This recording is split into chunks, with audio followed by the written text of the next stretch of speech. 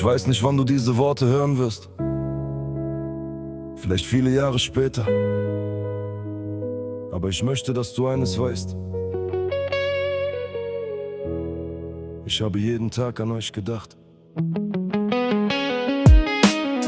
Ich sitze hier und schreibe diese Zeilen, ein letzter Gedanke, bevor ich von euch gehe. Ich sehe eine Zukunft vor mir, die ich mit euch erleben wollte. Ich wollte dabei sein bei den ersten Momenten, wollte sehen, wie unser Leben weitergeht. Doch manchmal führt dein Weg dich an einen Ort, an den dein Herz niemals gehen möchte. Ich geh nicht, weil ich weg will, ich geh, weil meine Hilfe gebraucht wird, weil ich daran glaube, dass es eines Tages wieder ruhig sein wird. Ich habe Angst, das gehört dazu, doch der Gedanke an euch gibt mir die Kraft, weiterzugehen. Bis ich wieder bei euch bin, tragt meine Worte in eurem Herzen. Ich habe euch ein Versprechen gegeben und ich werde es niemals brechen. Auch wenn der Weg weit von euch wegführt, bleibt mein Herz immer zu Hause. Ich komme zurück zu euch. Ich habe mir vorgestellt, wie unser Zuhause klingt, wenn Leben durch die Räume geht. Die kleinen Augenblicke, die man nie vergisst, sind das, wofür ein Mensch alles gibt.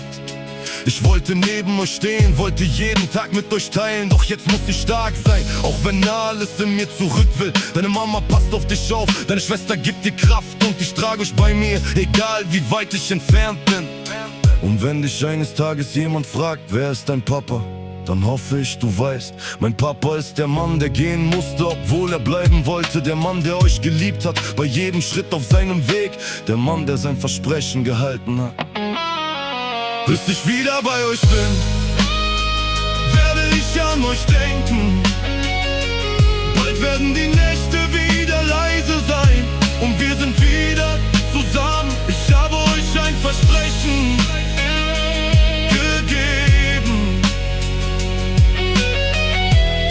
Ich komme zurück nach Hause.